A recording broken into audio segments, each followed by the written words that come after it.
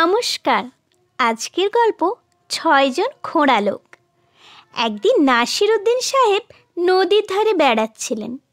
এমন সময় দেখেন খোঁড়া ৬ বন্ধু নদীর ধারে এসেছে নদী পার হওয়ার জন্য। সন্ধে হয় তাড়াতাড়ি নদী পার হতে হবে, না হলে অন্ধকারের মধ্যে আর নদী পার হতে পারবেন না। খেয়া তো নেই, খেয়া আজ পাওয়া যাবে না। নাসিরউদ্দিন তাদের কাছে এসে বললেন, তোমরা যদি প্রত্যেকে একটা করে তরমুজের দাম দাও, তাহলে আমি তোমাদের সবাইকে পরপর পিঠে করে পার করে দেব নদী। কারণ আজ এই সন্ধ্যাবেলায় খেয়া পাওয়া যাবে না। তোমাদেরকে এখানে তাহলে অপেক্ষা করতে হবে।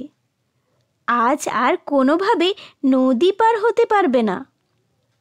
খোঁড়ারা ভাবল, সত্যি কথা, যদি ও পার করে না দেয় তবে কোনো সরাইখানায় থাকতে হলে অনেক টাকার দরকার। তারা অনেক ভাবনা চিন্তা করে মোল্লার প্রস্তাবে রাজি হয়ে গেল। কথা মতো ৫ জনকে পার করার পর ৬ষ্ঠ জনের বেলায় টাল সামলাতে না পারায় খোঁড়াটি স্রোতের মুখে পড়ে গিয়ে কোথায় ভেসে গেল।